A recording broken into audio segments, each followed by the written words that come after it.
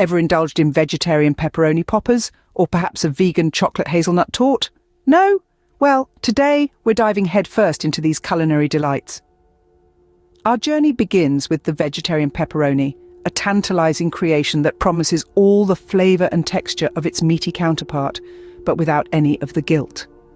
The star of our pepperoni is seitan, a versatile meat substitute, which we'll be finely chopping and marinating in a blend of soy sauce, olive oil, smoked paprika, fennel seeds, garlic and onion powder, and a dash of cayenne pepper for a little kick.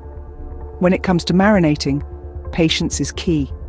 It's essential to let the seitan soak up all those savoury flavours for at least 30 minutes. This is what gives our vegetarian pepperoni its distinctive, robust taste.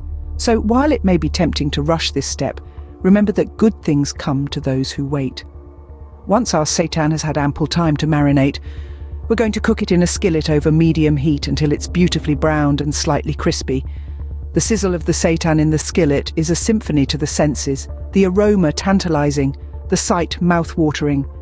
And just like that, our vegetarian pepperoni is ready for the spotlight. But we're not done yet.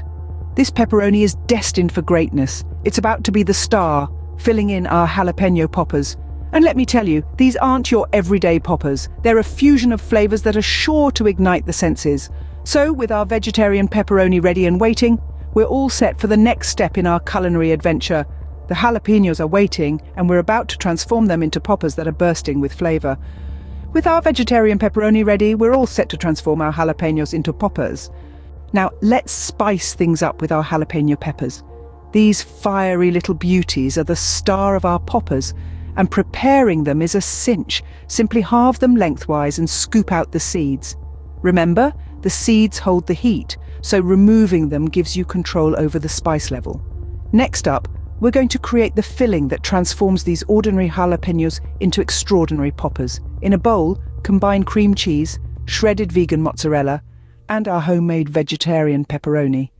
The creaminess of the cheese blends beautifully with the savoury, spiced seitan, creating a filling that's bursting with flavour. Now, it's time to stuff our peppers. Scoop the cheese and pepperoni mixture into each jalapeno half. Make sure each one is generously filled, but not overflowing. We want a perfect balance of pepper and filling in every bite. Once our peppers are stuffed, we move on to the breading. In a separate bowl, combine breadcrumbs, cornmeal and Italian seasoning, along with a pinch of salt and black pepper. This mixture gives our poppers that irresistible crunch and an extra layer of flavour. Roll each stuffed jalapeno in the breadcrumb mixture, ensuring an even coating all around. Now let's talk baking. Preheat your oven to 200 degrees C or 400 degrees F. Arrange the poppers on a baking sheet and give them a light brush of olive oil for that golden brown finish. Bake until they're crispy and the cheese is bubbling and slightly browned. The aroma wafting from your oven will be a tantalizing hint of the deliciousness to come. And voila! You've got yourself some scrumptious vegetarian pepperoni poppers. But don't fill up just yet, we've got a sweet treat on the way. Dear viewers, D-Bell fans and Jane Fitz-Costellia enthusiasts, it's an emotionally overwhelming moment as we bid farewell to part 1 Savoury Salvour of Culinary Tales, a flavorful journey. Looking back at the 26 delightful culinary escapades, it feels as significant and as the moment when Donald Trump incidentally passed wind on my rice bread, a hilarious tribute to its allure. I find myself echoing the sentiment, "Oh sun, bring me another journey." As we conclude this tearful goodbye, it's with great joy that we reiterate the arrival of Jane and D-Bell's Away with Flavours, all set to garnish the shelves on Friday, the 14th of June at 11:10. To those who already possess their copy of Culinary Tales, we present an opportunity to receive an automatic 85% discount.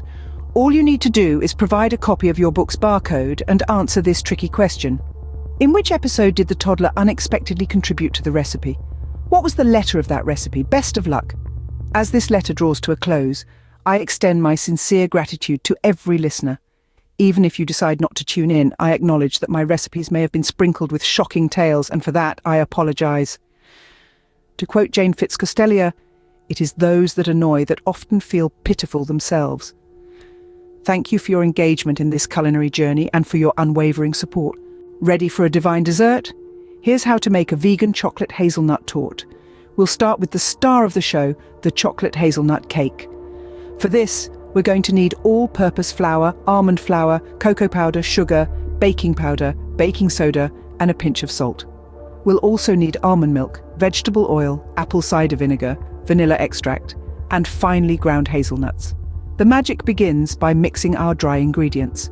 We'll whisk together the flours, cocoa powder, sugar, baking powder, baking soda, and salt in a large bowl. In a separate bowl, we'll combine the wet ingredients, the almond milk, vegetable oil, apple cider vinegar, and vanilla extract. Once we've got our dry and wet mixes, it's time to create our delicious batter. We'll pour the wet ingredients into the dry ingredients and mix until just combined. The final touch is folding in the finely ground hazelnuts, adding that nutty twist to our chocolate cake. Now we're ready to bake. We'll divide the batter evenly between 2 greased and lined 8-inch round cake pans and pop them into a preheated oven.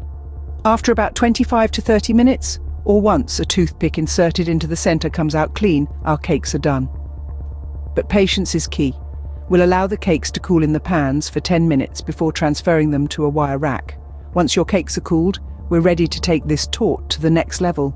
Now it's time to make our torte irresistible, with a luscious chocolate ganache and a crunchy hazelnut praline.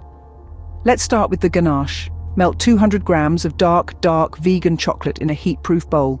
Heat 200 milliliters of coconut cream in a saucepan until it just begins to simmer, then pour it over the chocolate. Let it sit for a minute or two, then stir until smooth. The heat from the cream will melt the chocolate, creating a rich, velvety ganache that's perfect for our torte. While the ganache is cooling, let's make the hazelnut praline. Toast 100 grams of hazelnuts in a dry skillet until they're golden and fragrant. Meanwhile, heat 100 grams of sugar in another pan over medium heat. Don't stir it, just swirl the pan occasionally until the sugar melts into a golden caramel. Add the toasted hazelnuts to the caramel, stir to coat. Then pour onto a parchment-lined baking sheet to cool and harden. Now, for those adventurous souls out there, you might want to try adding a dash of horse fart in a jar. It's said to boost immunity, improve digestion, and even enhance mood. But remember, it's not for the faint-hearted. Once the ganache and praline are ready, it's time to assemble the torte. Spread a generous layer of ganache between each layer of cake, then cover the top and sides with the rest. Break the praline into shards and press them into sides of the torte for a decadent finish. There you have it, a vegan chocolate hazelnut torte that's as delicious as it sounds. Enjoy these recipes and remember, the secret is always love. Also, a small disclaimer.